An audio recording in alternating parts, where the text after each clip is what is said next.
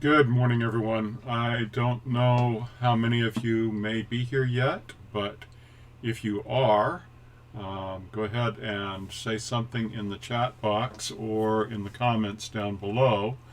I am going to take a moment and make sure that I share this link with others who might want to find us. So let me see how I have to do that.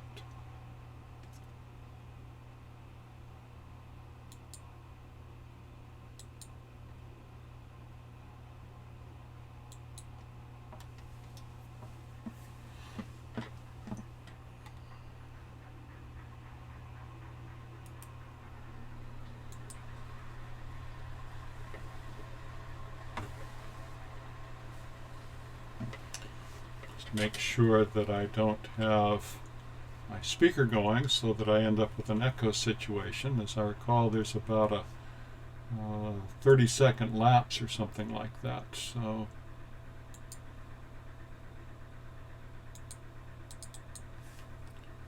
I've got the link,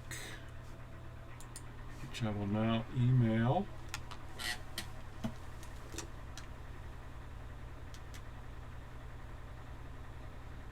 And I will also place it on Facebook. So, first the email, sent,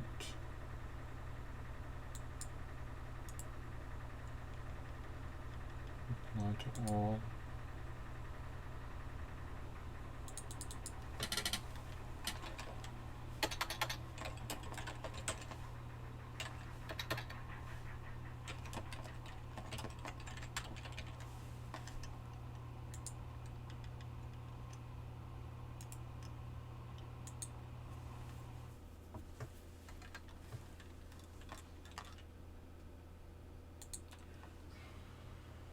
So the link just went out in email. The next step is to get it onto Facebook.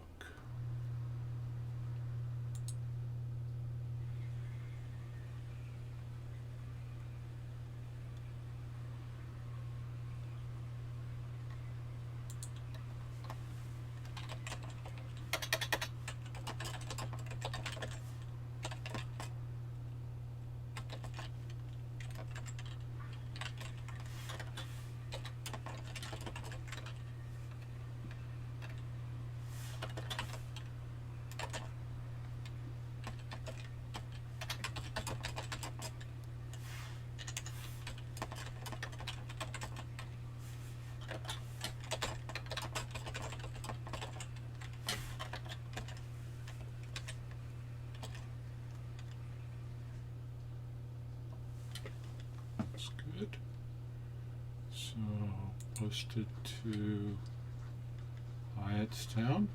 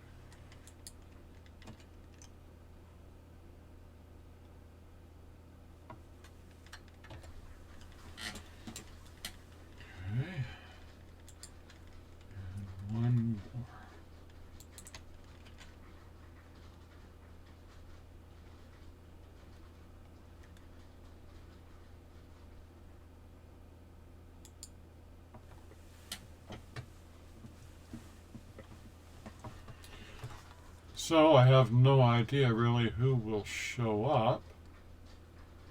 Let me condense this one and just do a double check here on email.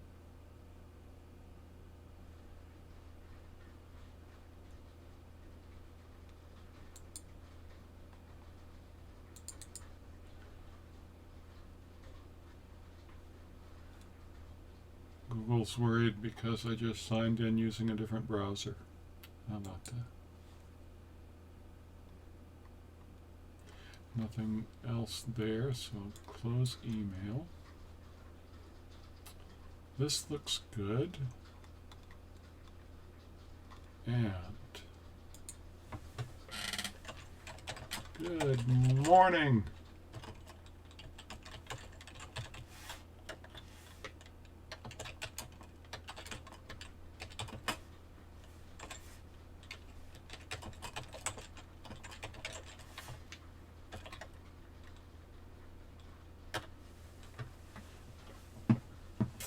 I have been on Facebook a bit this morning working on scheduling posts, trying to make sure that I have the content up on Clarksburg that I wanted for the week, including morning prayer, evening prayer, something to think about at noon, something inspirational in the morning, maybe something else in the afternoon.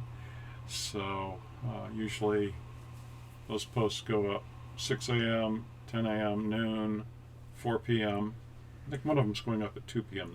this week, but anyway, and then 8 p.m. So that's the schedule for our posts on the Clarksburg page. At Hyattstown, I tend to be a little bit more spontaneous, free-flowing, not trying to schedule them like that. It's kind of interesting. And the Facebook live streams were very interesting too. First one, believe it or not, over 2,000 views. I think the last time I looked it was like 2,700, something like that. Wow. And then the next two were lower, but I think that was really because I had glitches on them. So I have not had that kind of problem here on YouTube. And I think that I may try to just do the live streams here on YouTube rather than trying to use the Facebook platform.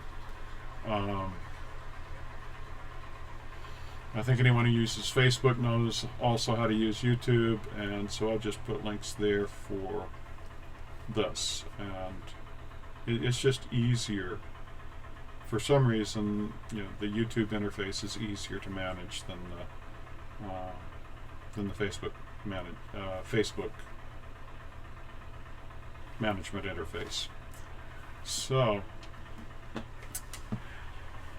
I see that there are at least a couple others here, but no one has said anything yet.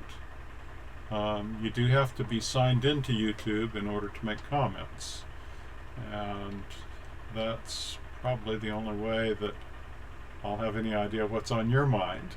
And that's really why I'm here today, is so that we can have a chat, whatever is on your mind. Maybe it's something that I said in the sermon, maybe it's something related to church business, whatever. I would just caution everyone in making comments. This is a public forum, and so we want to be careful about privacy concerns. So if there's something that's sensitive in that way, it'd probably be better to send me a text or email. And it just occurred to me that my phone ringer is on. But what I'm going to do is silence it, but put it where I can see it. And that way, if you wanted to text me, I could respond to that.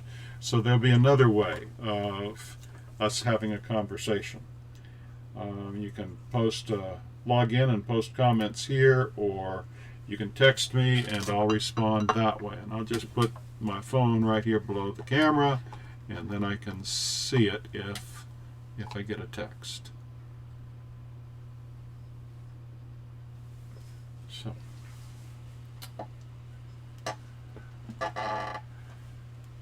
So how are you doing? I made a small post this morning about my trip out yesterday. I delivered some water to the church for someone who has difficulty with clean water where they are, and left it where they would be able to find it. And I dropped my tithe checks off at both churches, and let's see. Anyway, those were essential business, and then came home. But anyway, while I was out, I saw flowers, hyacinth and tulips, and of course, some trees heavy with blossoms, and I saw a hawk flying. It might have been a falcon, I don't know, but anyway, hawk or falcon, one or the other, and then landed in a tree, and saw a deer down in a stream bed, and get home, and I'm walking up to the front door, and I noticed that new mulch that was put down this week. One of God's creatures there in our front yard has been doing spring cleaning, clearing his front doorstep so he can get back into his home. So anyway, it was a good day, a good trip, fresh air, and social distancing wasn't a problem. The closest anyone got was the guy that was tailgating me part of the way home. So kind of crazy what people do.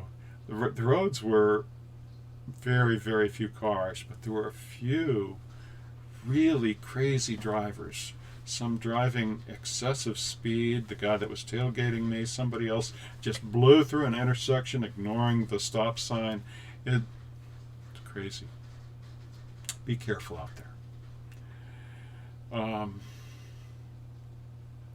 Still watching for comments. Scroll a bit so that I can see if something shows up there.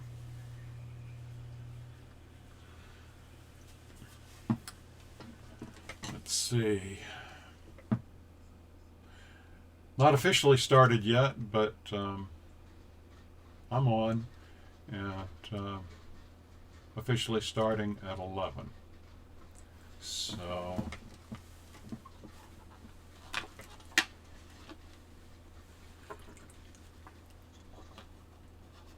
still trying to experiment here with the camera placement and the lighting placement, and I'm noticing this morning that I have this shadow right here, and sometimes one shows up behind me back there. Not there right now. But I have a light right up there which is illuminating the painting behind me and the backdrop. It's one of the suggestions that they make, is having a light on your backdrop, and it seems to make your screen composition work a little bit better. And then I have a combination of lights that I'm using to try to get a good color balance. I have some LED lights up there and some incandescents, track lighting for my bookshelf, and I've turned them toward me, so I've got a little bit of the red from the track light, and then the LED lights are more of a bluish color, and so between the two I'm trying to get a good color balance. I hope that you're able to hear me all right, and so let me know what you're noticing here about the stream. Is the sound okay? Is any suggestions about how to improve it? Give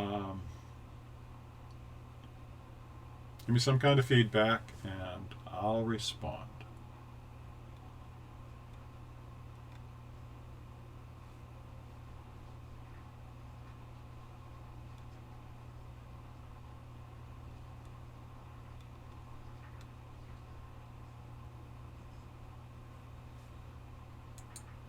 Come over here.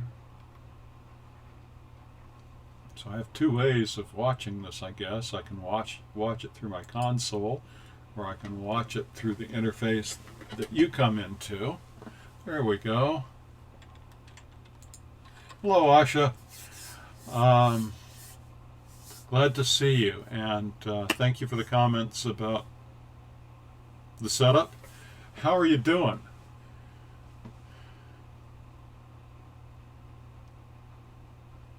This social distancing is a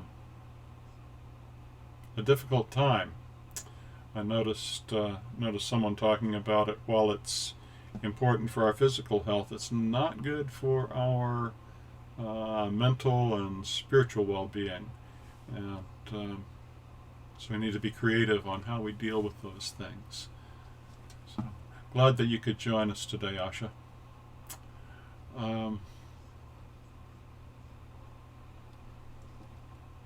Let's see.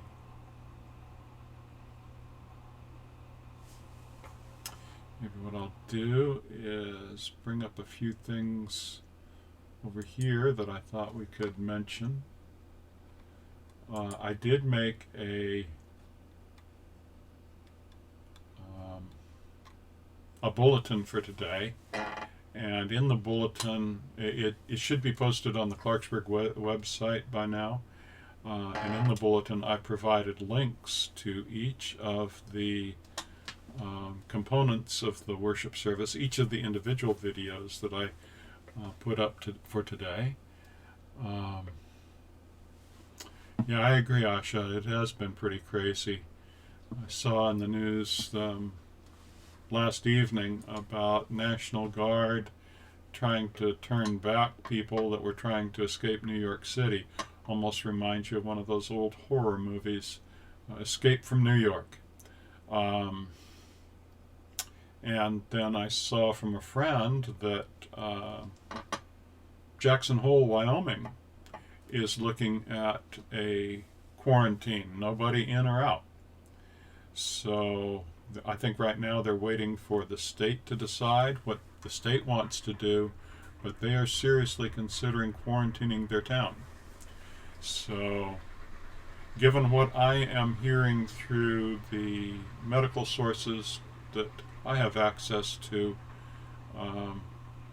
I'm thinking that these extreme measures are going to be quite essential, and in fact we may be late implementing them.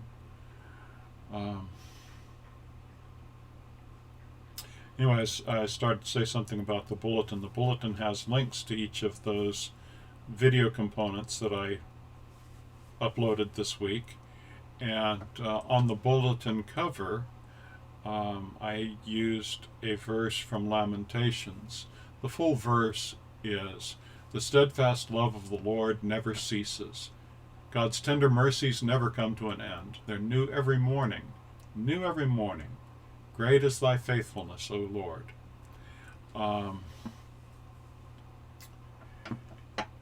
One of the guys that I follow on Facebook has written a meditation on that I thought I'd share. New every morning, I think is the line he's picking up on.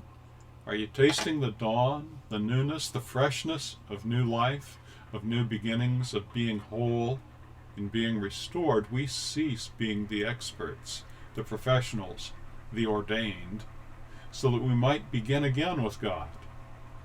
We thought we had it all together, but God laughs, snorting, "No, you've only just begun."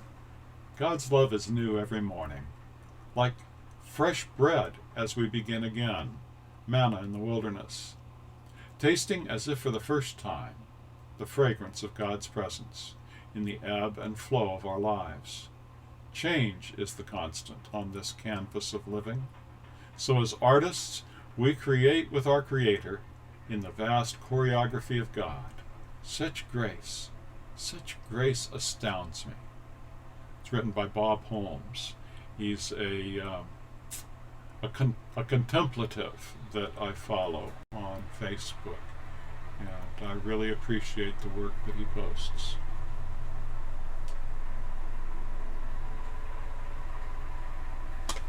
Let's see. Phone just went dark. Let me just double check here. No, Doesn't look like there's anything there.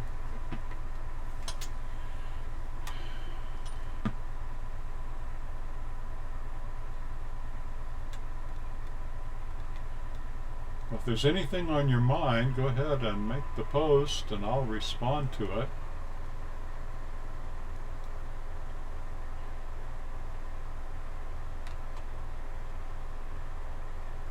Another contemplative, Patricia Ramsden, posted in Centering Prayer for Lent this week. Lord, we lift up those who need you in a special way this day as we hold them in our hearts. We know you hold them in renewing strength. Help us to be your calming voice, your reassuring presence, your healing touch. Be with us and with all others as we minister to their needs and our needs in this time of trial. For this too is part of our Lenten journey, a journey of sacrifice and love. Good words from Patricia Ramsden.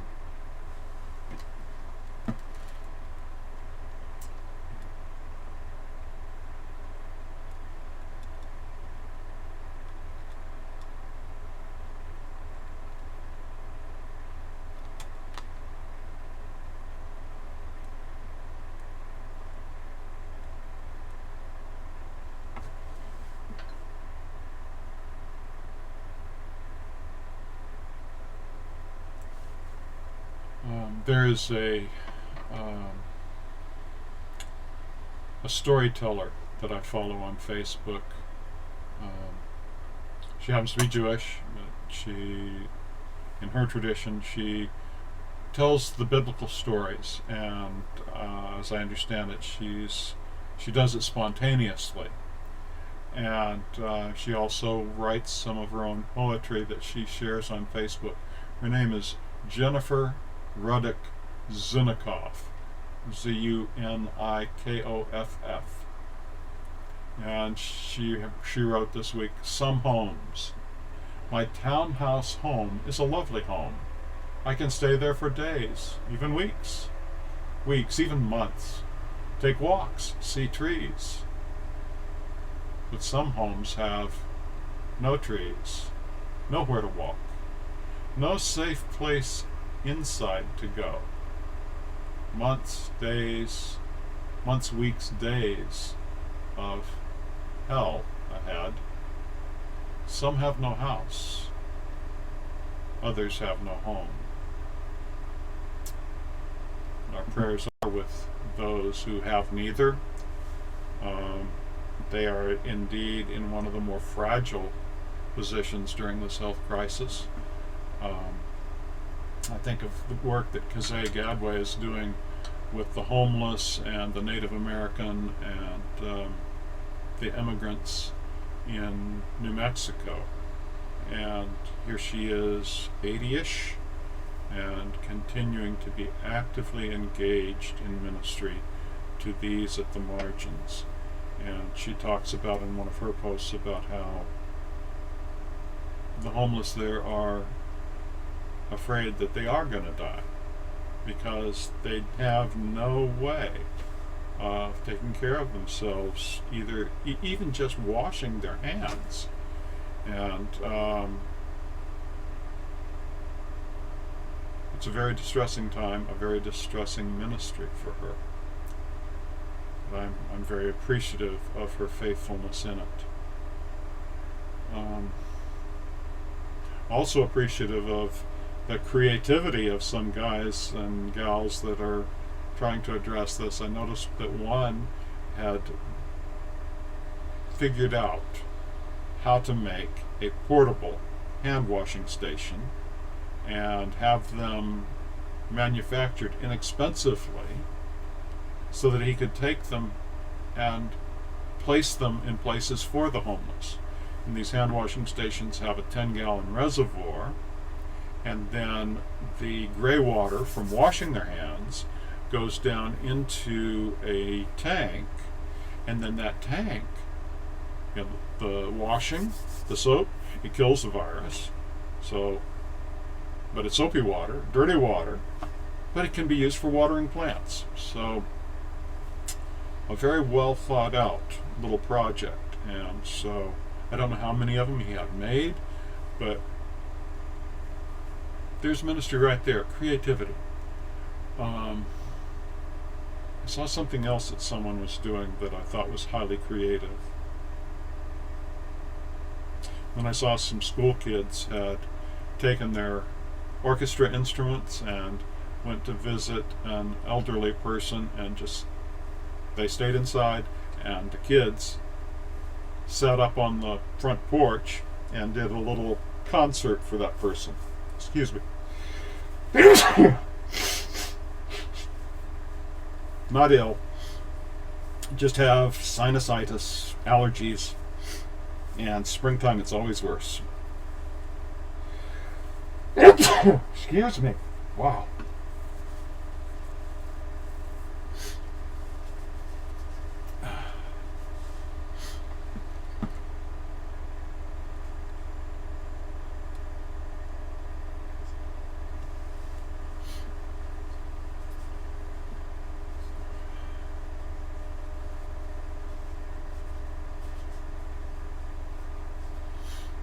Well, this time, right now, this live stream is completely unscripted. I'm just kind of talking off the cuff, and had a few things that I had found during the course of the week that I figured, well, I'll keep them on the side in case they come in handy. The stream was promised to start at 11 and continue to noon, and so that's what I'll be doing. But then always get started early to make sure that it is working properly, and so here we are early. I may end up repeating some of this a little bit later in the stream. So, watching the comments and watching the traffic. Looks like there are 3 people watching. And if you just heard that ding, that's a load of laundry that has just finished. And I will take care of that after the stream is ended.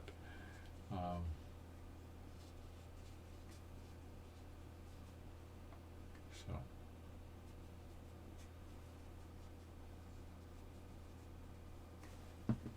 Be a little bit quieter now with that washing machine not working in the background.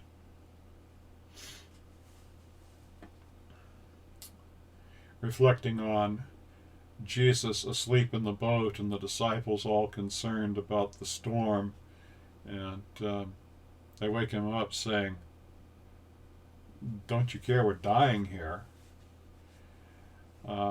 Another contemplative that I follow, his name is Reverend Canon David Adam. All that full title, like, people always want to address clergy by their proper title, I guess. But anyway, reflecting on that experience, he writes, "Calm me, Lord, as you calmed the storm. Still me, Lord, keep me from harm.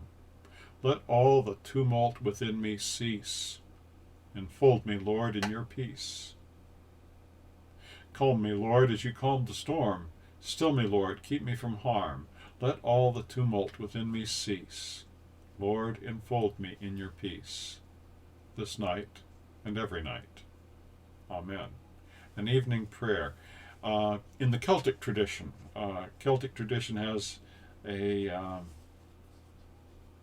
pattern of repetition like he's done here. And I've tried to bring a little bit of Celtic spirituality to our congregations from time to time.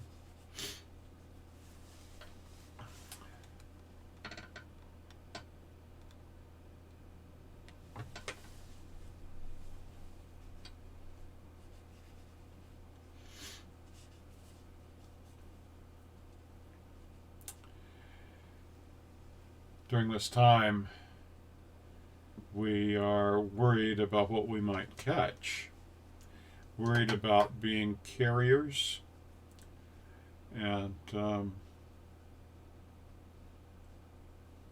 another clergy person that I like to follow has written, we're all worried about catching or passing on the virus. What else are we carrying? What else might we be passing on? This is a good time for self-awareness and honest reflection, and perhaps a change in how we treat others. He titles this Lessons from COVID-19. COVID-19, the name of the disease from this novel coronavirus. It has an official name now. It's SARS-CoV type 2.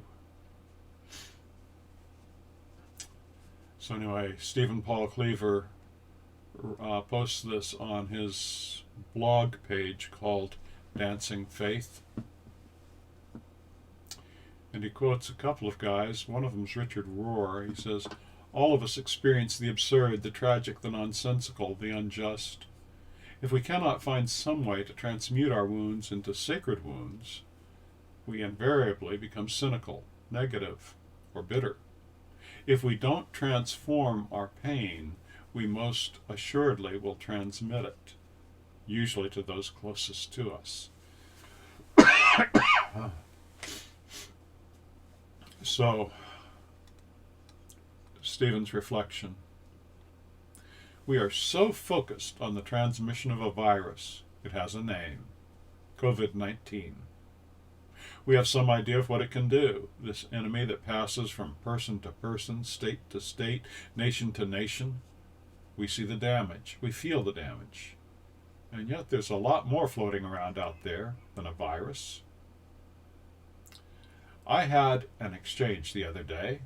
I will simply say it did not go well. It ended with fragmentation and perhaps the termination of some friendships. I was not the hero in this exchange, nor was the villain. Neither were the others.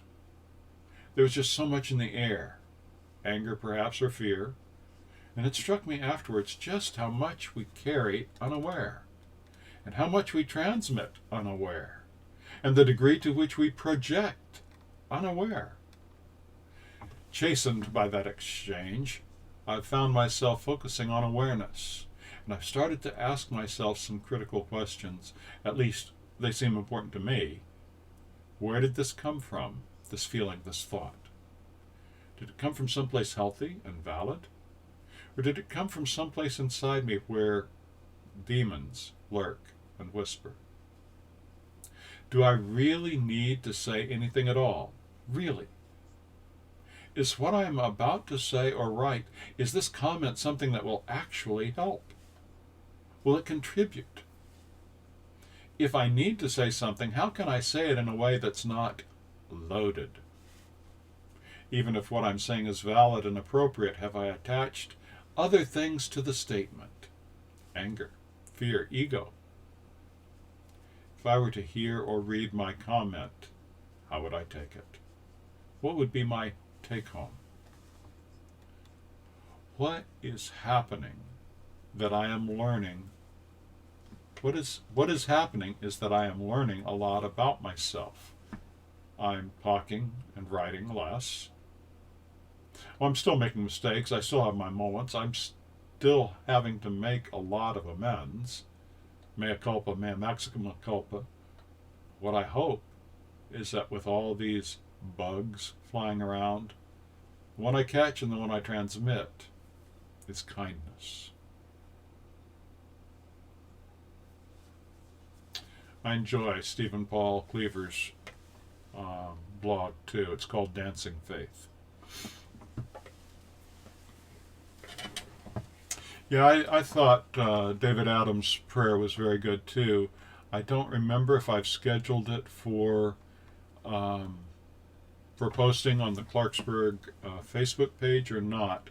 I don't know if you've had a chance to visit the Facebook page, but I have morning and evening prayer there, as well as 3 other posts during the day. Morning prayer at 6 and evening prayer at 8. And this would be very appropriate for one of the evening prayers. I don't remember if it's one that I have posted or not.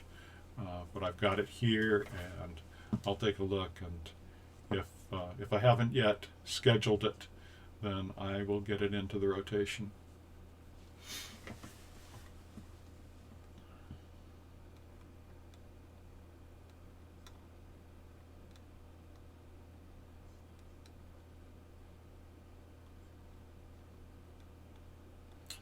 I have some things that I need to sit down with and spend some time with, understanding them, trying to digest them, and make sense of it, find out what I can take away from it, and find helpful for others.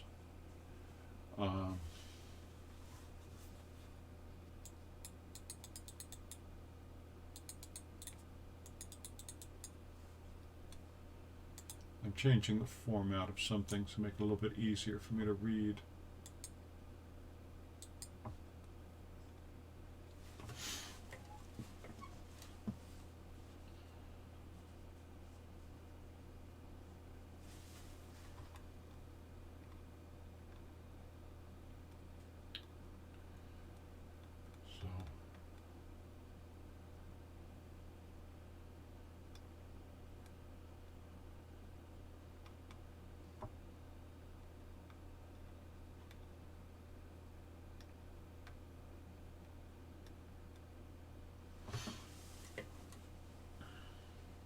I don't know if you've heard yet, Asha and whoever else might be watching. Um, the church building is closed to the public for the entire month of April as well. And so that means we're going to have to do something different about both Palm Sunday and Easter. And I'm working on preparing something special for those weeks, and some of it will include some special materials that the annual conference is preparing for us. Also, next Sunday, being Palm Sunday, it's also the first Sunday of the month. And so, while we can't actually do Holy Communion, we can do something special. And so I would encourage you to, if you can, have some bread on hand and maybe some red grape juice. Water would be fine if you want to do that, but bread, grape juice. I'm hesitant to recommend wine just because of the possible abuse concerns, addiction concerns, and yet if people can handle that responsibly, there's nothing immoral about wine. So if that's something that works better for you than grape juice, then that would work too. So kind of up to you. Grape juice, water, wine, got some options. Bread, and we'll have a special time together, even if it is in an e-worship format.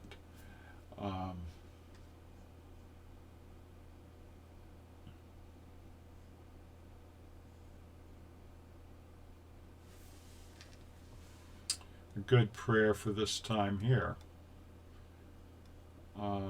is written by Cameron Bellum, Bellm. May we, who are merely inconvenienced, remember those whose lives are at stake. May we who have no risk factors remember those most vulnerable. May we who have the luxury of working from home remember those who must choose between preserving their health or making their rent. May we who have the flexibility to care for our children when their schools close remember those who have no options. May we who have to cancel our trips remember those that have no safe place to go. Related to that, I have a cousin and his family who are presently stranded in India. They went there to visit family. As a missionary, my cousin met someone in India, and they fell in love, they got married, they've got kids. Well, they went back to visit family, and then when travel started getting shut down, there are no flights out, so they are are stranded, and the repatriation flights are extremely expensive. And so I have another cousin who set up a GoFundMe page for them.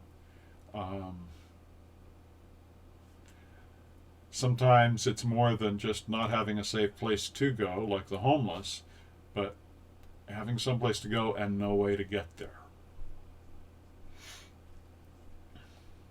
May we who are losing our margin money in the tumult of the economic market remember those who have no margin at all.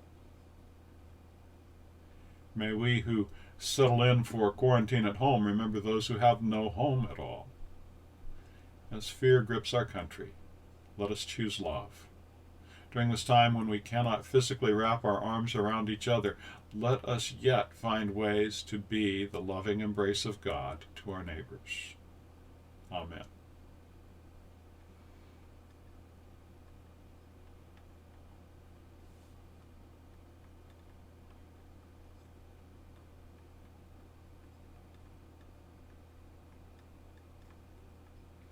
One of my videos this week, I mentioned this humor post that I had seen. I follow a couple of humor pages, and one of them had this one shared. It's kind of focused at church folks, and worship planning, pandemic edition. Breathe on me, breath of God. Nope. Precious Lord, take my hand. Nope. Just a closer walk with thee. Nope. Gather us in. Nope. Close to thee. Nope. Well, it's done for humor. I have no problem with most of those. Gather us in maybe, but most of those I think still can work, because we're talking about God, not one another who might unknowingly transmit the virus. Anyway, but things I said could work. Wash, O God, our sons and daughters. Yeah, we're supposed to be washing our hands. Jesus walked this lonesome valley. Sometimes, some of our folks may be feeling quite lonesome and isolated. I think of some of our widows, and there's a couple of gentlemen in the parish that live alone, and one's in an apartment, one's in an old family residence. But I imagine for them this time of isolation is difficult. Rick sure appreciated having a call this week. I was thinking of trying to figure out how I could do something, but it's difficult. Wash, O God, our sons and daughters. Jesus walked this lonesome valley. I come to the garden alone. Well, that one was what the choir had planned for today, and so I ended up posting it as one of the videos. Trust and obey, I used as one of our videos today. I also used Breathe on me, breath of God. So that several of those in this humor post, and were indeed in our worship videos today.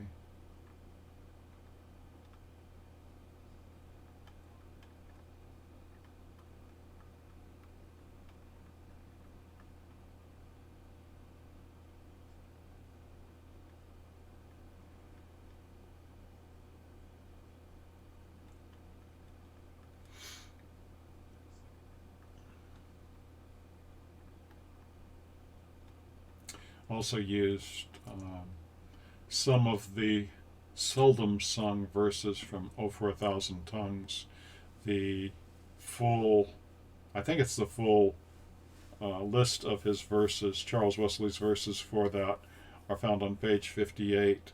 I think there's something like 20 different verses. So anyway, I chose a few from that page that were more seldom sung verses to use as the first hymn for today, unless you also count the call to worship hymn that the choir would have done.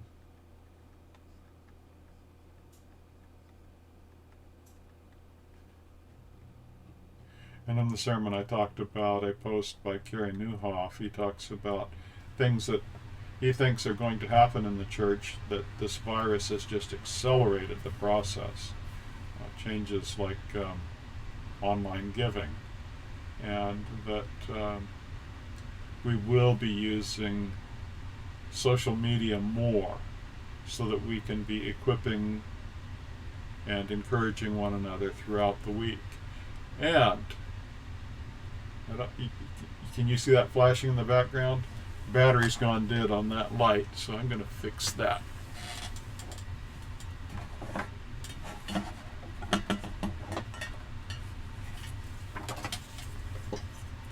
So that changes the light here, but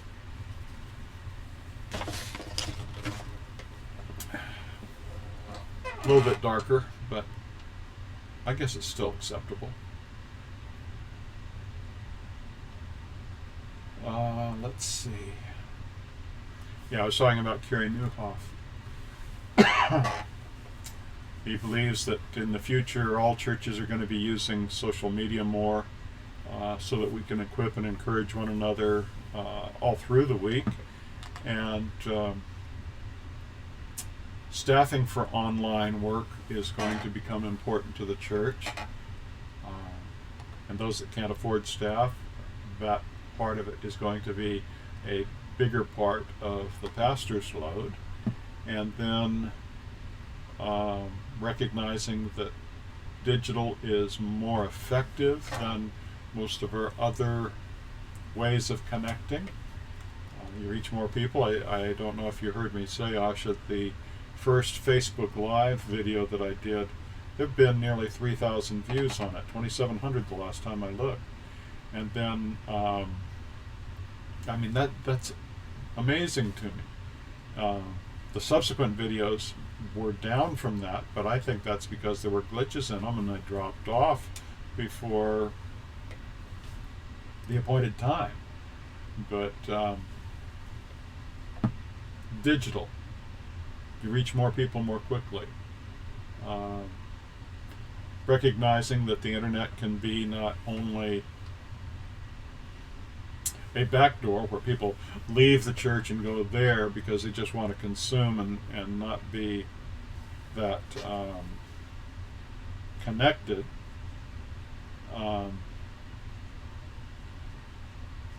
To have something that they're taking in without having to do a lot to be engaged.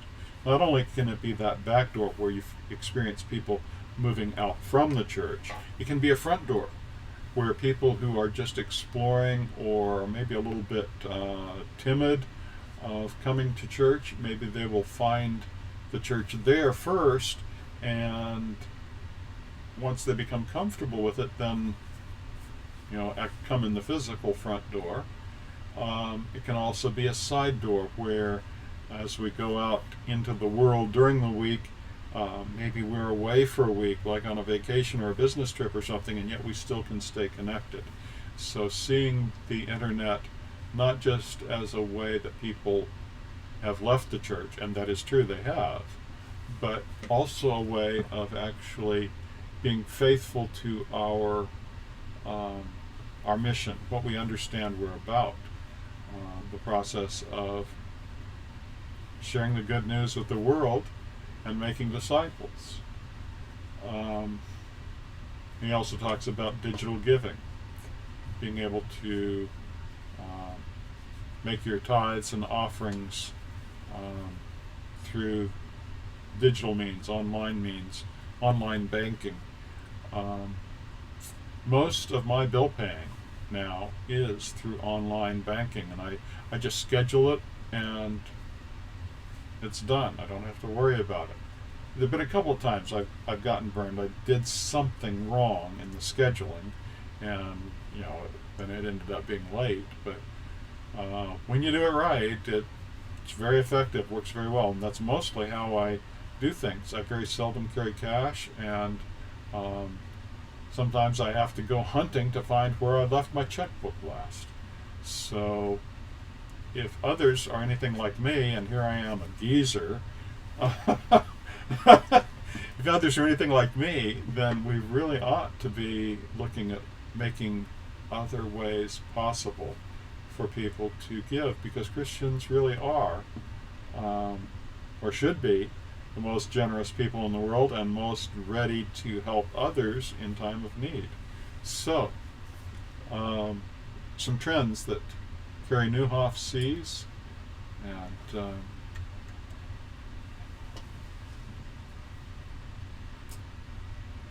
the virus, this pandemic, just accelerating that whole process. So here it is, almost 10 of 11, and we got another person's joined us. So glad that you could join us, and go ahead and make a comment in the box that you see right there. If you don't see it, if you see a list of videos there, then at the top, click that box and it'll drop down the chat box. And then you can make a comment there. Or you can make a comment in the comments down below, either one. And I can respond to them. So, glad that you're here and hoping that everyone is well and safe. And I'm watching myself. Looks like it's more than a 30-second lag today. It might be closer to a minute.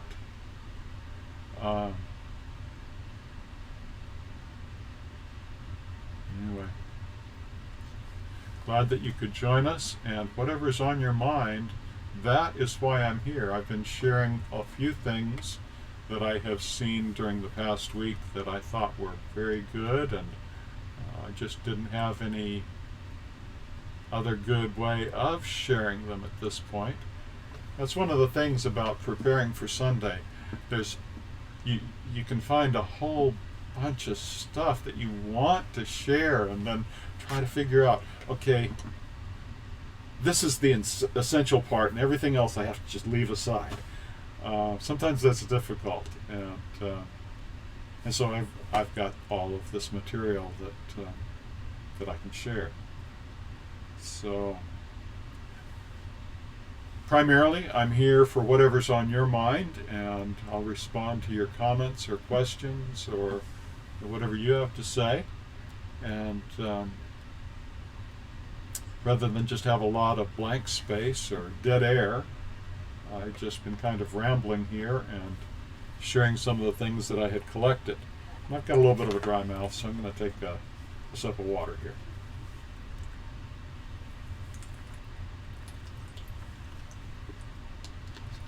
My cup of coffee got cold before I finished it, so I'm on my water now.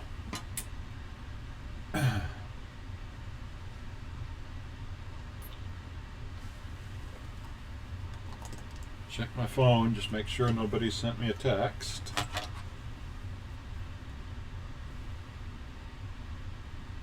Nope, no texts this morning.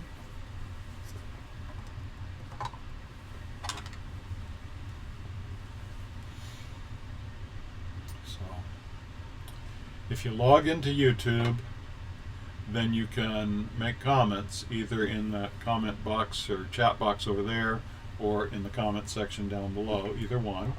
And I invite you to do that. If you're worried about setting up a YouTube account, I would just say YouTube is owned by Google, and so whatever you have to do to establish a YouTube account, Google probably already knows that about you anyway, so it didn't seem to me to be a huge deal, but I understand if you do have concerns about it. And I'm glad that you can watch the video even if you aren't able to participate through the chat. And that is why I said that, okay, the text messaging is also a possibility.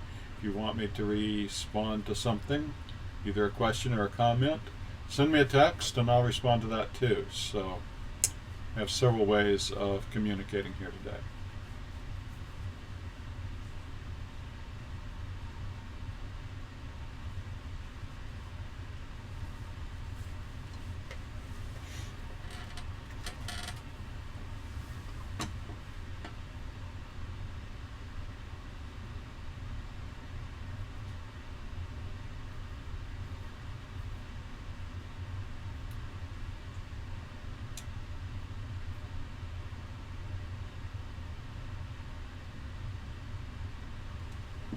So I mentioned that there is a lag from the time that I say something here to the time I see it played back to me is about a minute.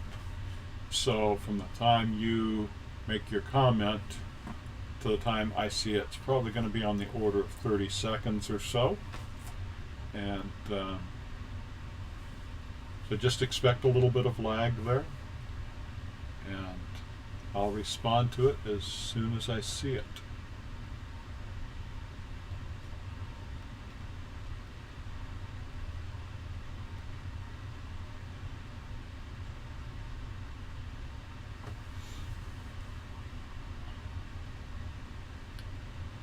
I did some work on organizing the YouTube page a little bit this week and put up an intro video on the front page that directed to the playlists, and the playlists are probably the easiest way to find the Sunday worship material. Week by week, that week's material will be in the current week section.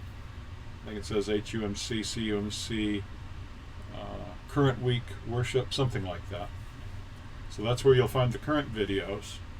And then after that Sunday is passed, I'll move it into a different playlist so that people can find it later if they want to, and it'll be identified by the date, year, month, day. So you can find the materials from the 15th by looking at the playlist for 20 March 15, materials for last week 20 March 22.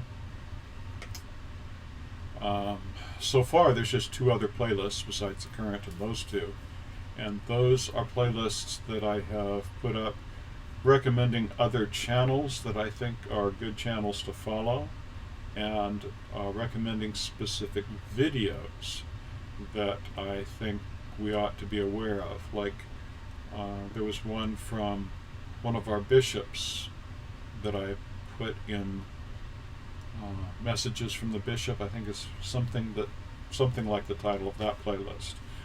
So from one of our United Methodist bishops, she had a video that she had posted yesterday, and so I shared it in that list. In the recommended channels, I have a link to my niece's YouTube channel. She has been doing keyboard and singing with for hymns that are some of her favorite hymns.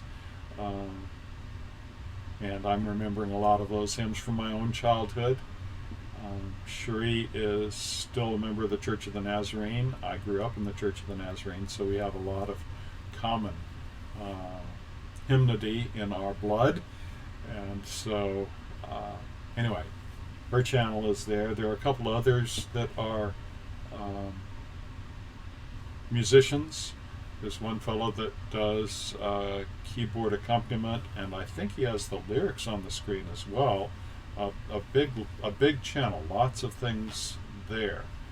And while I have been careful in what I have done to make sure I'm using public domain materials, both lyrics and accompaniment, both, making sure both are public domain. Some of these others are doing pieces that are not public domain, and feeling that it's okay, because if the video was monetized, the funds would just go to the copyright holder. They're not getting anything from it. I've been a little concerned about that, and I did have YouTube contact me this week about the first hymn, the In the Garden, that the choir was going to do as their choral anthem this week. That one, they said EMI, a music publisher, EMI, is claiming copyright on. Well, I disputed it, and I said, here's why it's not copyrighted by them. They have no claim on it. One, the words were written in 1913, and two, hi Gary, how you doing? Not so the words and the original music both were written in 1913, and so those should be in public domain right there. But then in 1987, a musician did an adaptation of that, which the United Methodist Publishing House owns the copyright on, and General Board of Discipleship released that for us in cooperation with the United Methodist Publishing House as an accompaniment track. So I was using legal materials, and I believe EMI has no claim on it. But so good to see you, Gary. How's everybody at your house today? I was telling those that might be listening that we have several ways of communicating. Not only do we have the chat box where you're typing your comments right now, if someone wanted to send me a text by phone, I could respond to it that way as well. So as I've said, this is a time for me to connect with you and speak to whatever might be on your mind, whether it's a comment about the message or the worship videos or whatever, something going on with the church, whatever. Whatever's on your mind, I'm willing to talk to it. And so making this time available for you. That's why we're here. So in the blank spaces, the dead air time, I have been picking up some pieces that I have found over the course of the week that didn't fit into the worship scheme and yet were worthwhile. And so say, okay, we've got some dead air here, I'll put that up and share it. So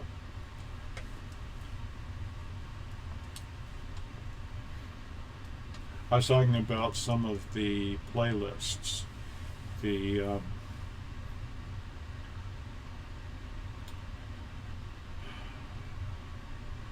ones that I was recommending included some connections to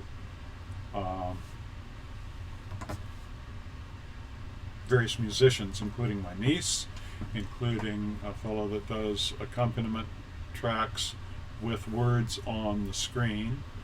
And there's another one that does instrumental hymns.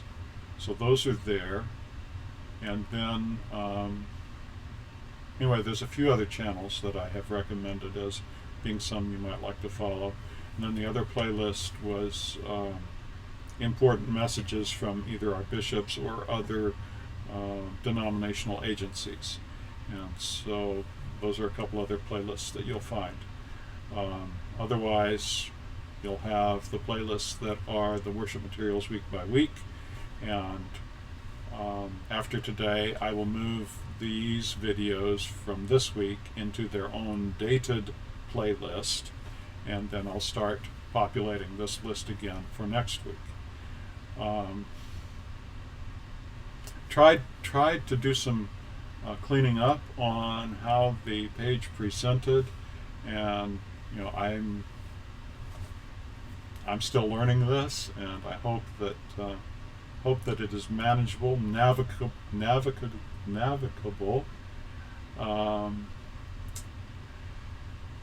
and well, glad that you're here and able to join me here. Glad that you all are healthy. Bonnie continues to work at NIH, and they are trying to establish a rotation there so that one week some of them will be working from home and some will be there, and then the next week vice versa.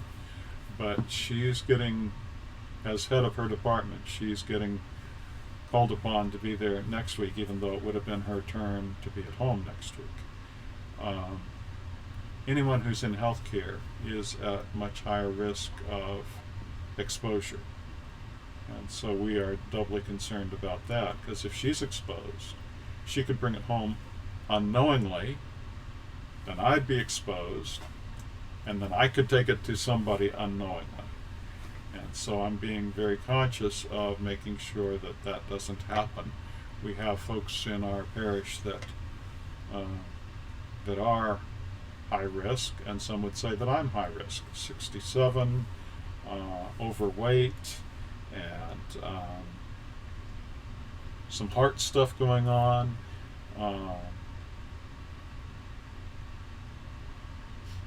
Fatty liver.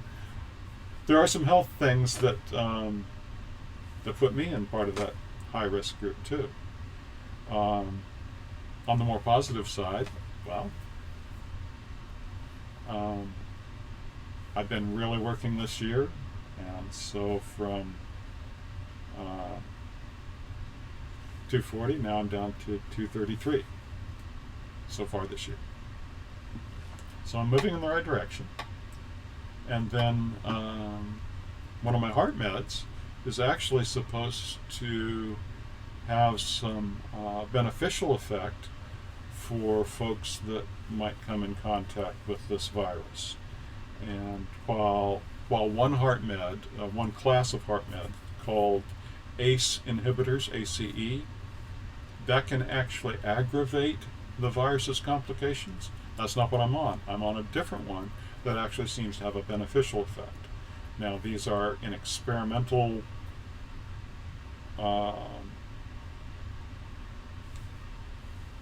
what do I say? At this point, it's experimental what they're doing with them, but it seems that that is the case.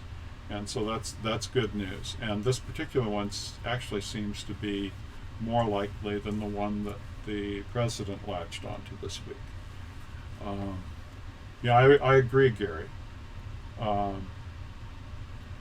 And we need to exercise our best wisdom in that regard. I did make a trip out yesterday. Closest I got to anyone was the guy tailgating me. So that was good. No danger there. But I did go to the church in order to drop off some water, because one of our members, his water situation is not good, and the dog park is closed and he can't get it there. And so I dropped off some water for him, and while I was there I dropped off my tithe check, so it's in the plate there at the church. I went on to Hyattstown and sorted mail there and discarded all the trash and put my tithe in there as well, and then came home, and I just was enjoying nature as I drove. It was a good mental health break, getting out and enjoying. And so we can do some things for ourselves like that help us also maintain the social distancing that we need to be doing.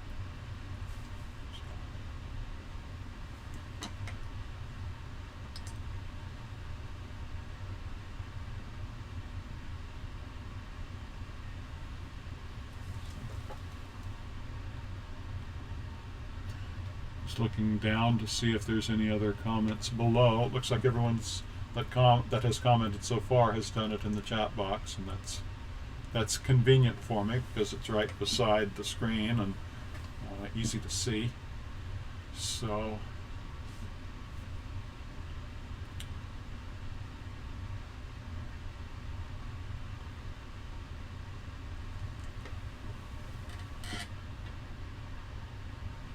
yes, it is in the offering plate there on the Lord's table.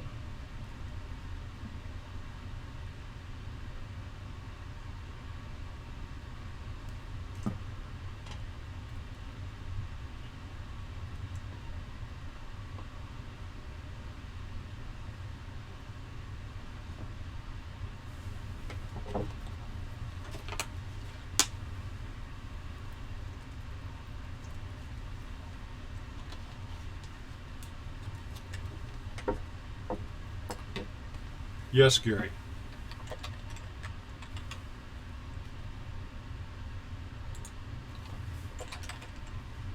I guess maybe you didn't hear me, or I hope the microphone's still working.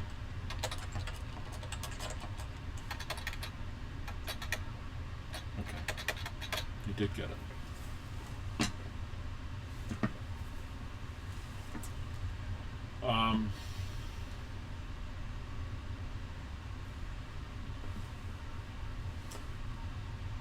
Okay.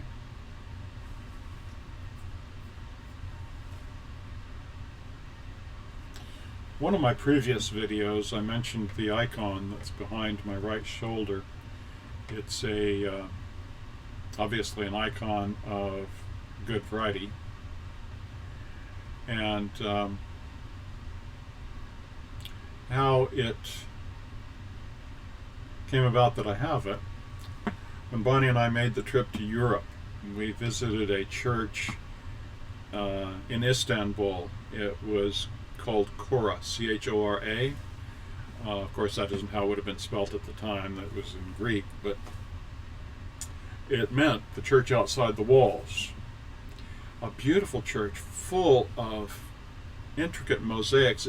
Everywhere you go in the church, you see these mosaics that tell a different part of the Bible story, Old Testament, New Testament, both. And then go down a different section of this church, and instead of mosaics, here they've got frescoes. And this, they said, was the funerary chapel, right, where they held funerals. And in the apse, in the dome of that apse, they had a depiction of the resurrection. Not physically Christ coming forth from the tomb, but what you would more likely call the harrowing of hell. And there Christ has broken down the doors of the grave and cast the death and the devil into the abyss, and he's grabbed Adam and Eve by the wrists and he's pulling them up out of the tomb. So, a depiction of the resurrection. And I have Bonnie got a copy of that icon for me, and I have that at the church in the office. Well, after that, I visited that same site that built, made, painted. There's a special term for making icons, and it's not coming to me at the moment. But anyway, produced these icons, and they're very, very well done. They're intended to be heirlooms that last generations. And I visited their site, and I found this one. And so this is the Holy Week icon, and it's a depiction of, at the top, Nicodemus and Joseph of Arimathea taking Christ down from the cross. It's called the Deposition. And then beside Christ, that would be the youngest apostle, John the Apostle, and then surrounding at the foot of the cross the three women who were witnesses to it, and who later went to the tomb. We would assume that the one at the foot of the cross would be Mary Magdalene. So I figured coming up on Holy Week, it'd be very appropriate to have this prominent in the video. So that's the reason it's there. Well, congratulations, Gary. Happy birthday.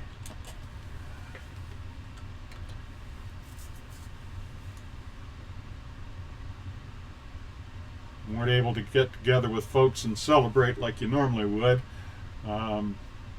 Maybe when we're finally able to get back together, we can have a celebration for all those whose birthdays we've missed. Kathy's was last week.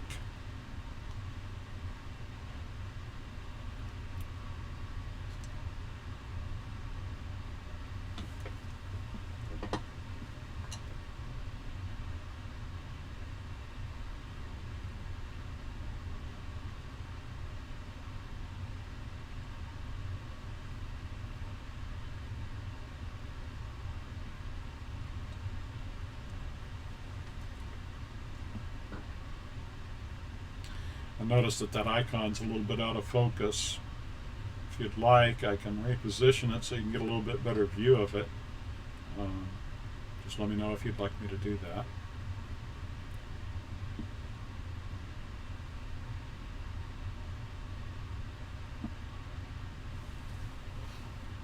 And just double checking again there.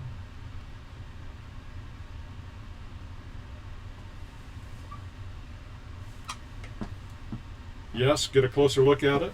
I guess that's what that means.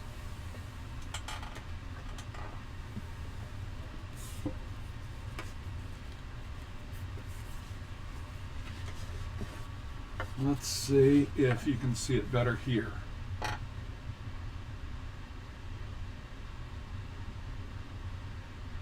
going to take a minute for me to see if you're able to see it, and then figure out what I need to do to reposition it. My looking over it probably is not good. I probably need to do it like that.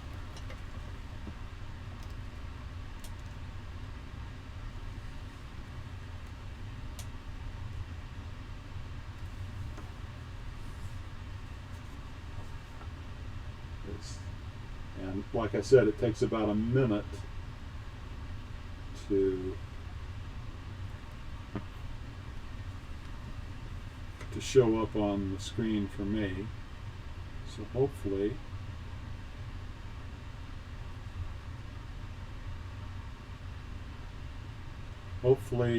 with this position it's better.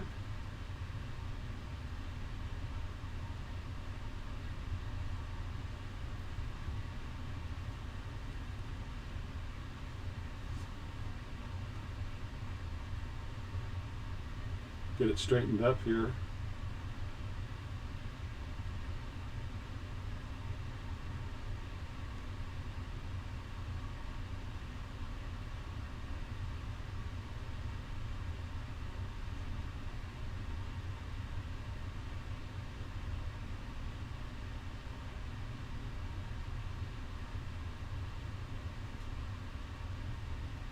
Yes, it's probably about a 30-second lag for you, and then another 30 seconds to get back to me. And somebody just sent me a text, so I'm going to check that.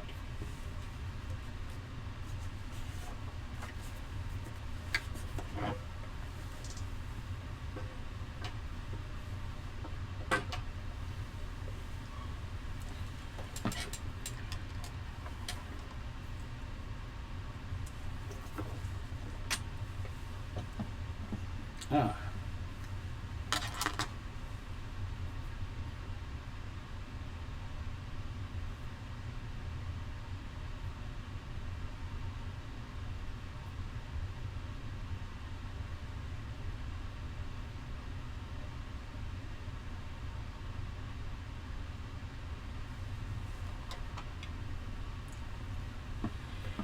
Okay, that was Dan and Jackie that just sent me a text, and as I told the others, Bonnie and I are doing fine. We're still well as far as we know. Bonnie's having to continue to go into work. They originally were going to do a rotation so that everyone in the department would have 1 week on and 1 week off. But because Bonnie's head of that department, she's getting laid with extra responsibilities, and so even though next week would have been a week off, she's going to be going back in. Both of us are in that high risk group. She's going on 69, I'm going on 67, so we have significant concerns about it. And then we have other complicating factors as well, as I was mentioning earlier.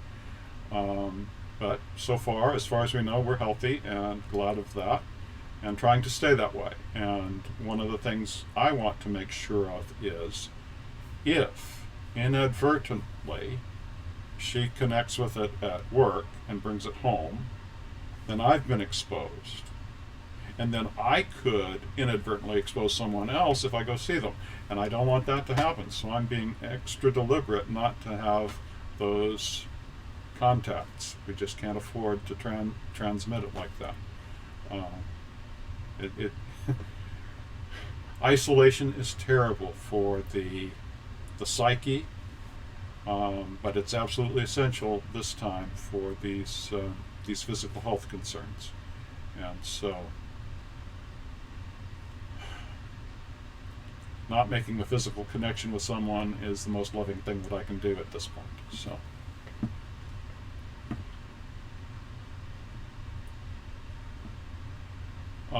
Jackie, I told Gary earlier that I had dropped a check in the plate at Clarksburg. I also did the same at Hyattstown. I also sorted the mail at Hyattstown, and it is it's taken care of. There were some I just dropped in the trash. There was some I brought home with me that I figured I was interested in, nobody else. Maybe you'd been there earlier and picked up, other stuff. I don't know, but that's some of what I did. And I watered the palm that's sitting there on the organ, and just looked things over and tried to make sure everything was okay. Tim's checking in regularly, and he said he'd bring the mail in, put it on that table. So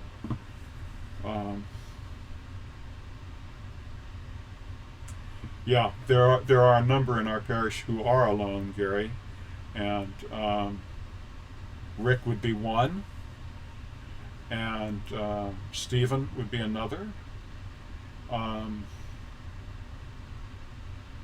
Peggy Brandenburg.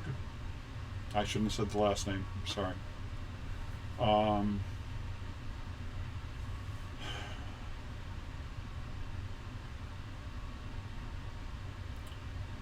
I guess Judy is continuing to keep contact with her family.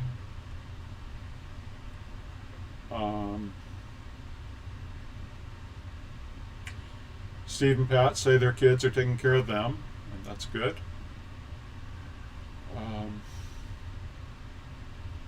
I've checked in with Ken. He of course is in that community up there, and has contact with folks that way, and they are under a lockdown. So yes, Nancy, of course.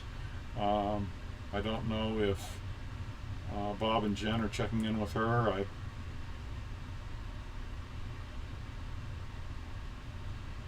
haven't had communication with her in a little while. I've visited with Charity a little bit, and of course she's got her husband, but again, how much connection they have with Martha and Andrew and other members of the family, I don't know. Having all of these normal parts of our lives disrupted can be very dislocating, and that's part of why I tried to address it there in the sermon this morning. So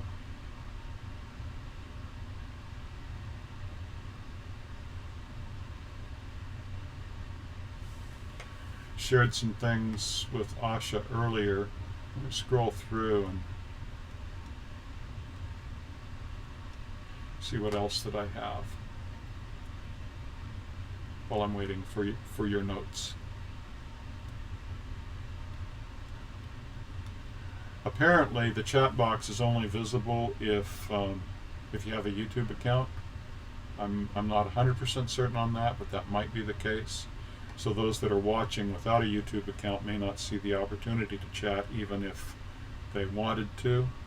I know that you can't chat and you can't make comments unless you're logged in. But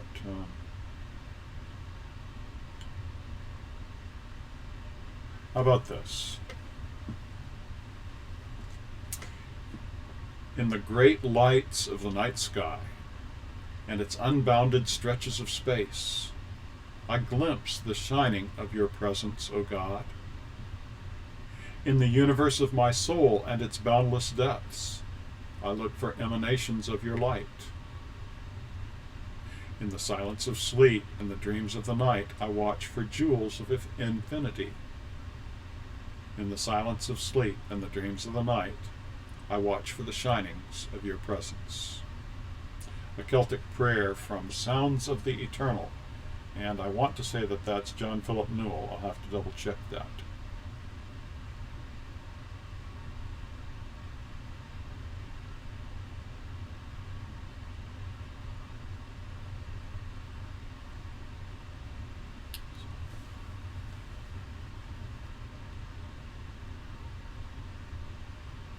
I didn't really have anything, um, any agenda for today. I just wanted to be here for all of you to address whatever was in your minds and what you wanted to address. See, I've got another note here.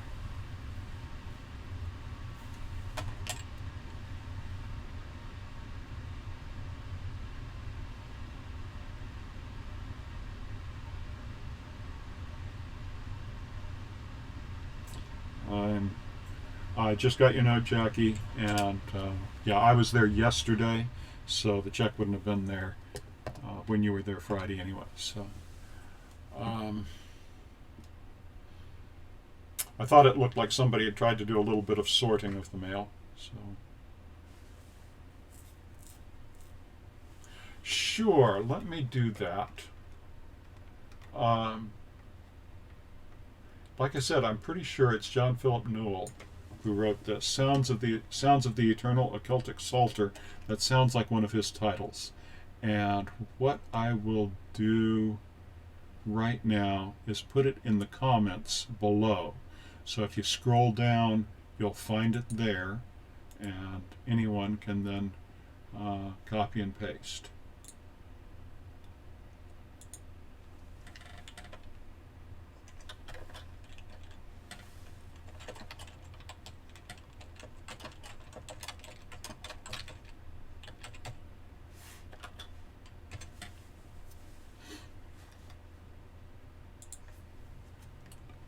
So it's there in the comments.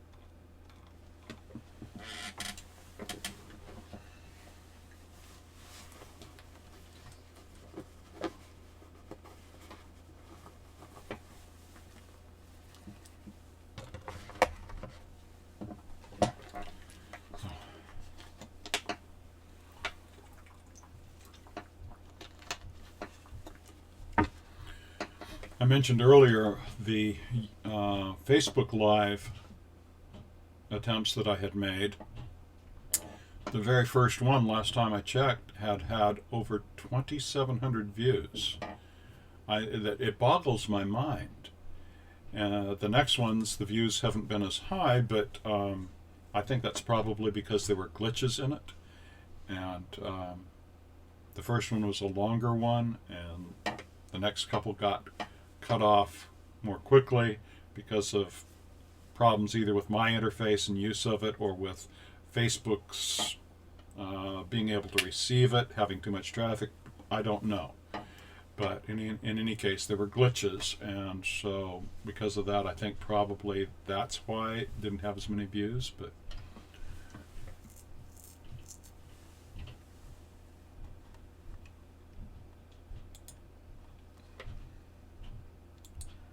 okay, I'm not quite sure what you mean by invited. Was that in an email that I sent? Was it something YouTube did? Was it something that you saw on the Facebook page? I did post the link on the Facebook page, and I posted it to you in email this morning. I'm not quite sure.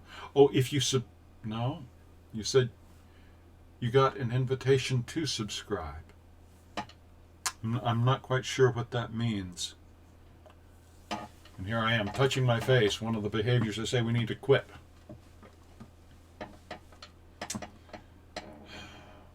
We do things unconsciously. And I guess that's one of the things I do when I'm puzzling on something.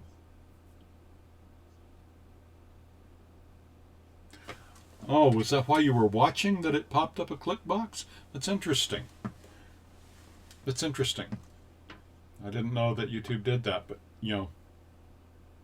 as I mentioned earlier, some people might have some privacy concerns there. My own thinking on it was, since YouTube is a Google property, anything that you need to do to establish your account with YouTube, Google probably already has it anyway. So it didn't seem to me to be any additional risk by doing it, but I understand if people have concerns about that. Yes, there is a subscribe button down there under likes and dislikes and share. But it sounded like Gary was getting something else. So that's interesting.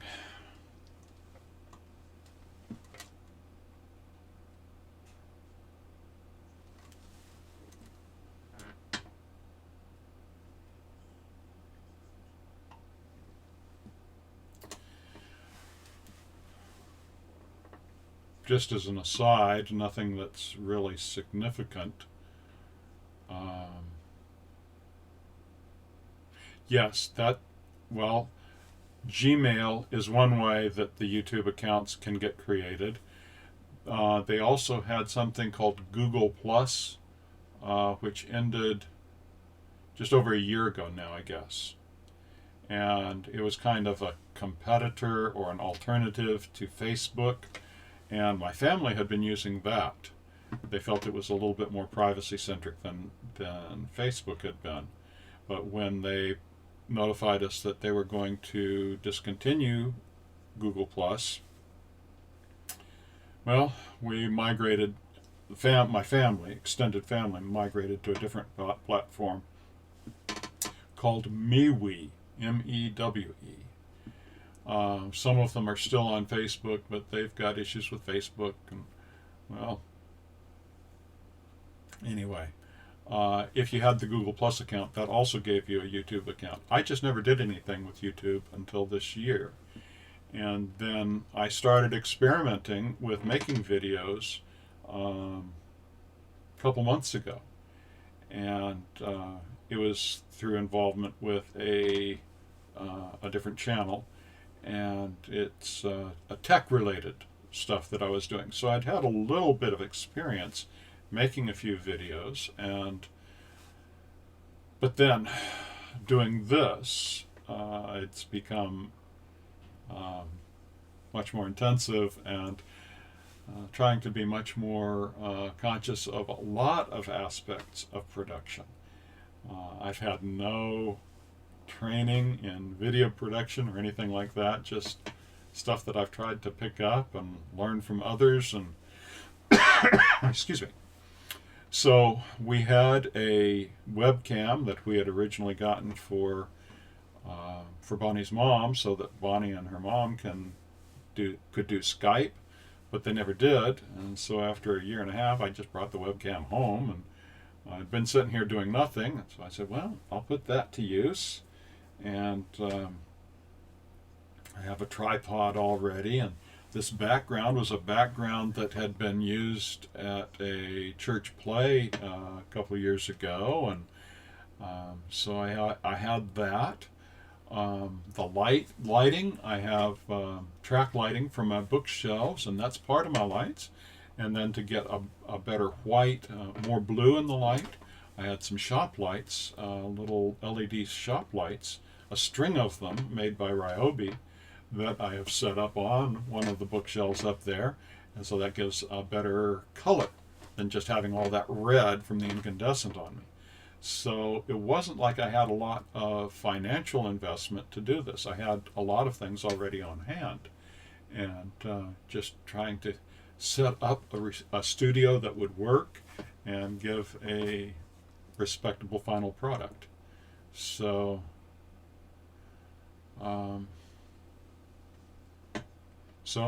I had started trying to make a few YouTubes, and I think I'd done 8, and then it became important to use this channel, and so here we are. And now I've done, I don't know, 32 videos for here, something like that. So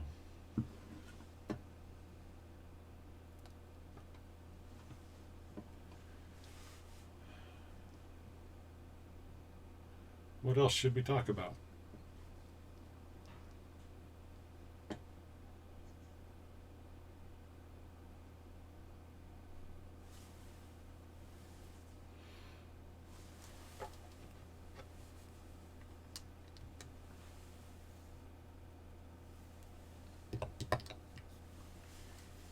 Just checking my text messages, see if anything else had popped up there.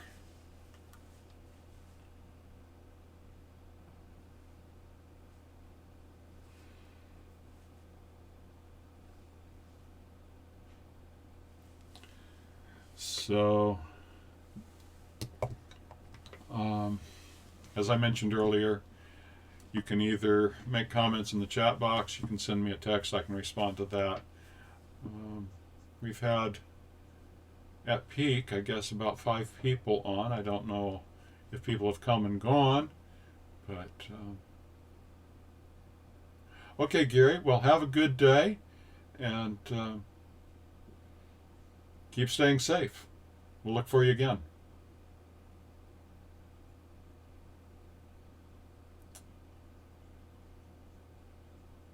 Grace and peace.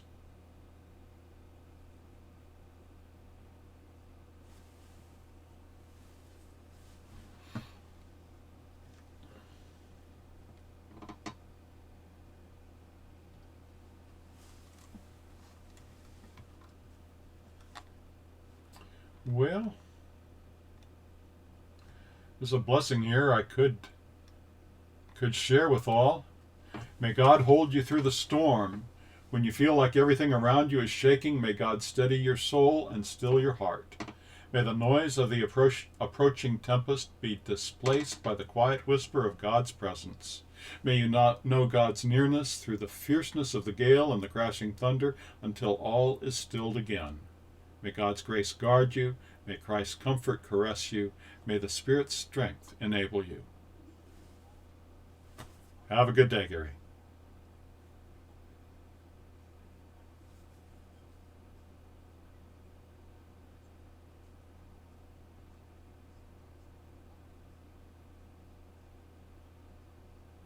And Daddy.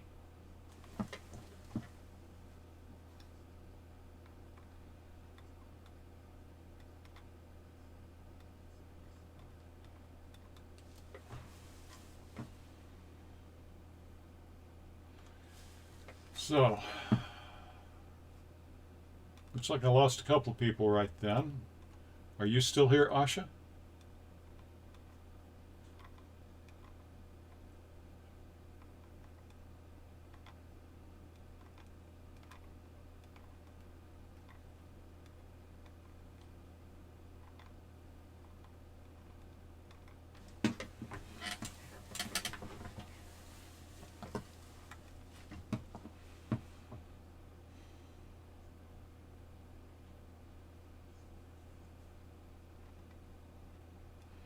Well, there's 4 again.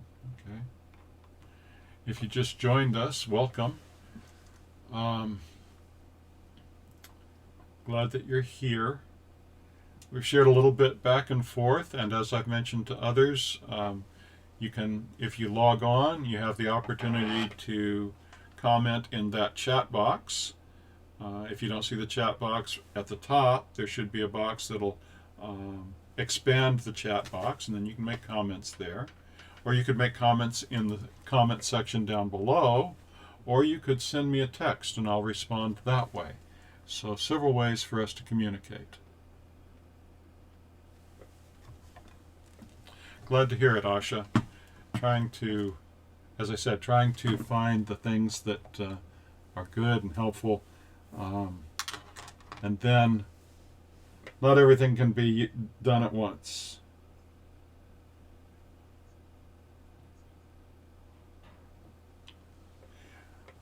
Okay, looks like Dan and Jackie have signed off too. So I'm going to send them a note. And it's really not difficult when there's a few people here and I get a little bit of interaction. And like I said, I tried to bring some stuff to share if it would be helpful. And but the primary thing was I just wanted to be here for everyone. And so that, it's not the same as a physical connection, but it's the closest I figured we could come to. And there is another medium that I have considered trying to explore, and I've seen the opportunity to learn about it. It's called Zoom. It is an instrument for doing video conferencing, and so everyone can see everyone and hear everyone talk. And so it's not like this: you type a comment and I speak to it. It's a much more interactive medium. There are some good things about it and some drawbacks. With this, maybe this isn't the best medium for a parish time of fellowship and interaction. Maybe Zoom would work better. Like I said, I haven't explored it yet, but I've seen opportunities to learn about it, and so we may explore that. At the very least, I think it might be a possibility for helping us do our board meetings, and so we'll continue to explore. This is a crash course in church in the electronic age, having to jump and fly. So, yes, it is more connected than a recording, I agree. And during a regular church service, the most connection that we have, like during the sermon, is that I might see a smile or a nod or something like that. It's not usually a time for conversation. Sometimes I ask for comments, but so there might be a little bit of similarity in that way, but sitting down and actually having a chat, it's different.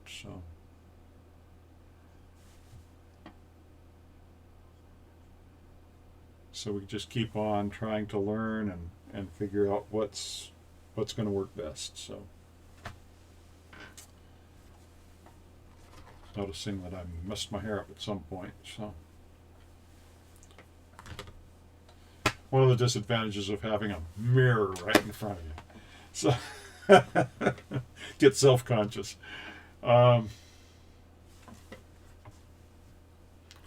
What else can I share with you?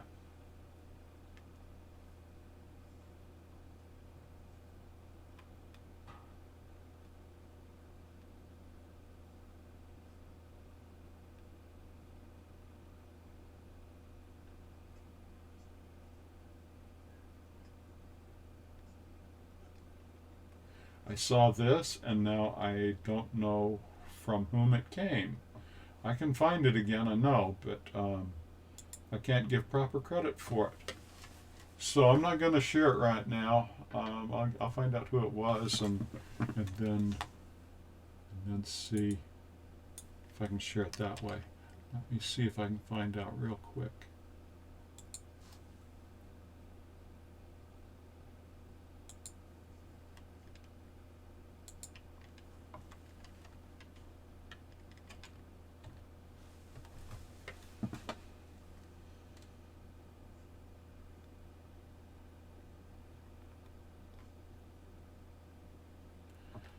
There it is. It's attributed. It's from Richard Hendrick. I'm going to make a note right now so I don't lose it.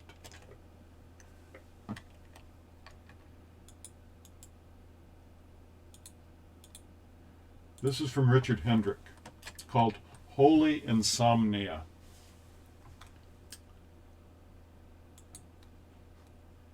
So, holy insomnia. There are those who sleep, and there are those who are called to dwell in the divine in-between. They go by many names: monks, poets, artists, writers, singers, nuns, parents, the sick, all those who sit upon the edges, the sacred company of holy insomniacs, ghosts all, those who stand at the threshold places keeping watch and know the deep pain of choice and the deepest pain of being chosen. Stitching together the day and the night with gentle attention, they dwell in twilight, dusks, moth light, and moonsets, and the pre-dawn glows. They scent the breezes that carry the gray hint of tomorrow's storm, sensations that stir the heart and calm the ever-chattering mind. Walking in silence and stillness, they can barely tell who they are, let alone why they are, only knowing divine purpose and meaning flowing through every moment as love, as fire, as now. Having tasted the failure of words, they choose instead the pure voice of breath, of tears, of laughter, until all becomes prayer. They are those who keep the world together, watching over it through hours of night, being a spark of hope to the despairing, being a spark of light to those lost in their own inner darkness. Simply being for those who have no one to be for them. Simply holding the darkness of night close enough, long enough, lovingly enough, that it births the dawn's daily divine gift of beginning with a burst of birdsong. Holy Insomnia, a poem by Richard Hendrick.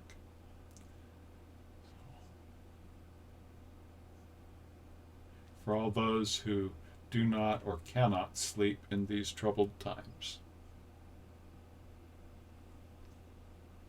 Like I said, I come across a lot of things that don't get woven into the worship services week by week, and so in the dead air time, when I'm not responding to something specifically, well, I'll go ahead and share some of these. So,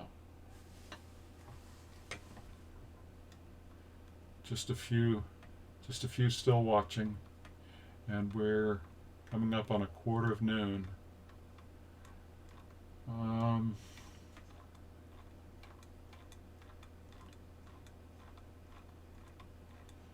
Scrolling back, I think there was another one that I did want to share.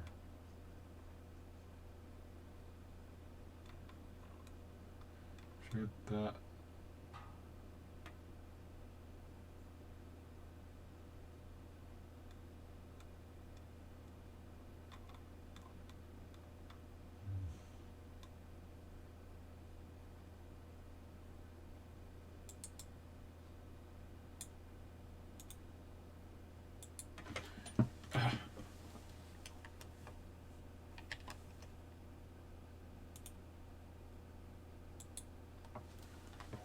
So, let me see if I can find this one now.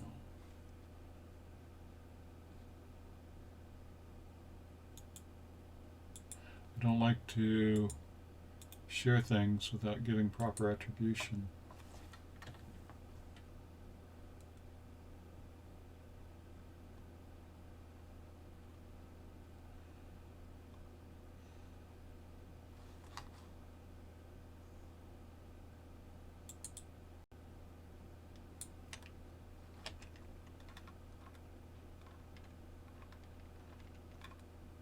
Different search.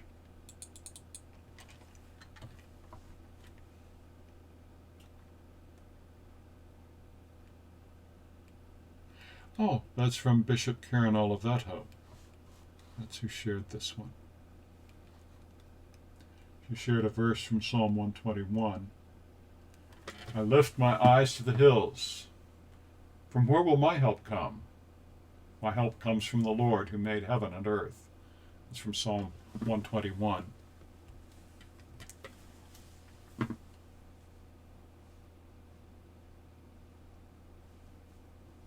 Just saw a flash here, and so thought I should check. Okay. Psalm 121. And so she writes, "Today I invite you to join with people of faith in prayer as we seek God's guidance, wisdom, comfort, and strength in the face of the worldwide COVID-19 pandemic. Pray for those who are suffering from the virus, grieving the loss of loved ones, adjusting to an unfamiliar rhythm, anxious and frightened. Pray for those working on a cure, making supplies to keep our healthcare workers safe, and healthcare workers everywhere. Pray for those on the front lines of providing us with essential services and supplies, grocery store workers, farmers, factory workers, first responders, utility providers.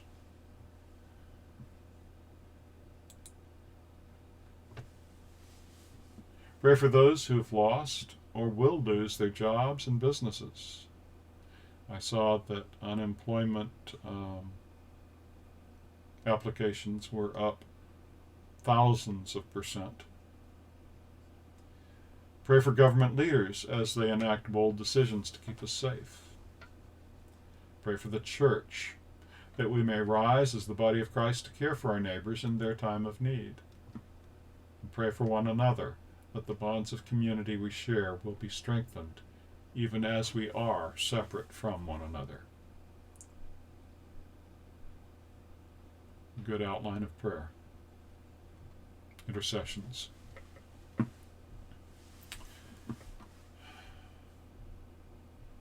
Saw reports about GM and others working to ramp up production of ventilators and the special respirator masks,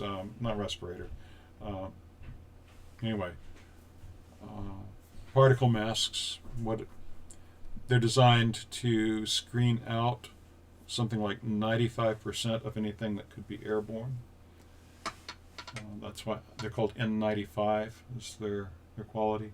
So I saw news reports about both of those being ramped up, and grateful for that, but they're also expecting the need for them to outrun the existing supply sometime this week.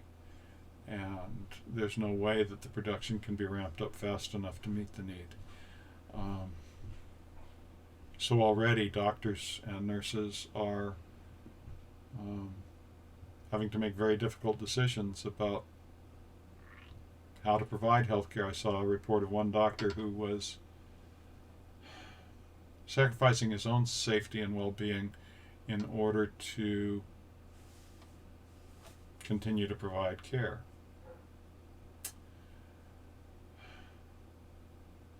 Saw other reports about how doctors are making the decision, well, this person seems like they will have a better chance than this person. And yet I've also seen the reports that say that there have been deaths of young people and even an infant death this week. So this illness is no respecter of persons. Prince Charles has come down positive. Lots of people. And so we continue to pray for all of them as well as for ourselves.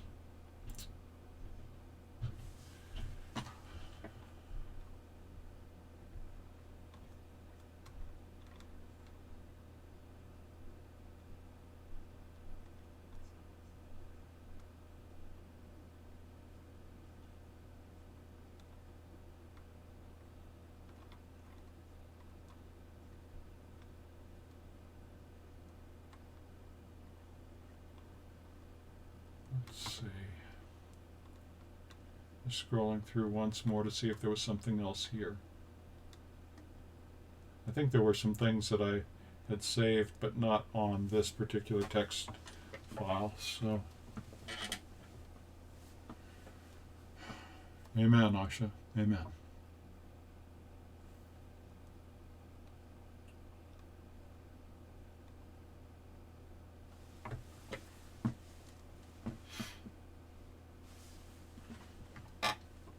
Again, I don't know who might be on now that wasn't earlier, but next Sunday being Palm Sunday and the following Sunday being Easter, and not being able to meet through the month of April and probably not even May. We're going to do something different for worship. Next Sunday would ordinarily be a communion Sunday. We won't be doing Holy Communion, but there'll be something related. It's been part of our tradition. I think it was Wesley's that had actually devised this particular liturgy.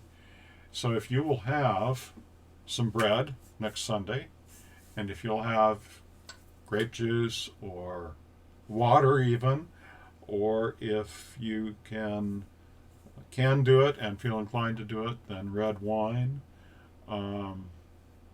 any of those three, bread and one of those three, then we'll do something special together next week for what would ordinarily have been our Communion Sunday and Palm Sunday. So looking forward to that with you. And I have been wondering if there'd be a way of doing that as live stream. I'm going to try to figure out how to set up to do that, rather than doing it as a video, and then I think it'll work better if we do it that way. So I'll figure it out, and again, I'll post notices.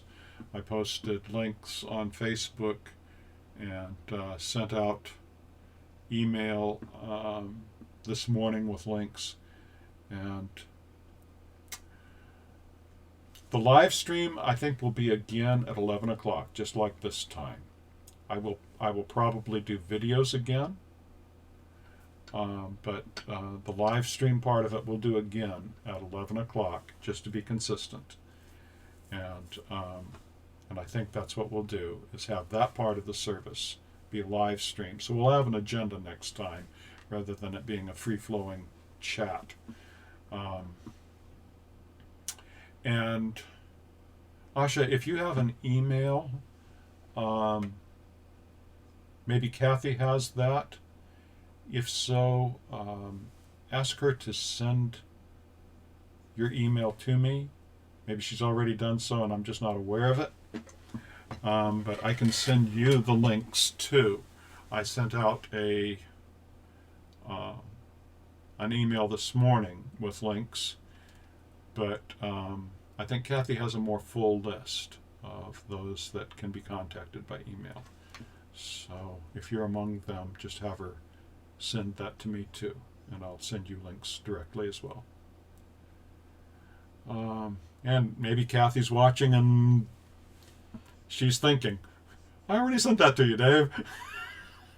If you have, it just got by me, and just resend it, and then I'll have it, please. So, rapidly coming up on that noon hour, so maybe, since a few have already jumped off, maybe now's the time to go ahead and give the benediction, and we'll go off to whatever else is on our agenda today. So I shared this when Gary was getting ready to leave. May God hold you through the storm. When you feel like everything around you is shaking, may God steady your soul and still your heart. May the noise of the approaching tempest be displaced by the quiet whisper of God's presence. May you know God's nearness through the fierceness of the gale and the crashing thunder until all is stilled again. May God's grace guard you. May Christ's comfort caress you. May the Spirit's strength enable you.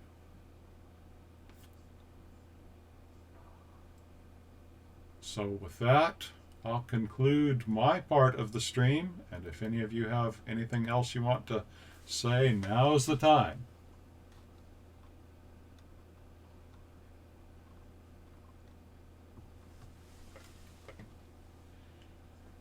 Because in just a moment, I will click close and we will be done. give it a minute here, see if any more comments come in. Because like I said, it's about a minute lag between you and me.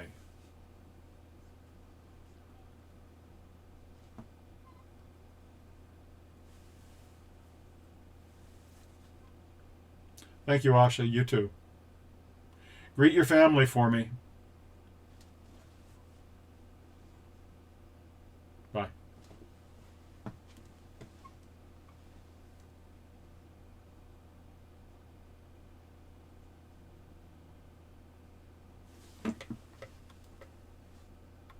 Still have a few on, but don't see any more comments coming in. So, again, I wish you all a good day. God bless you and keep you. May grace and peace be yours in abundance. See you next time.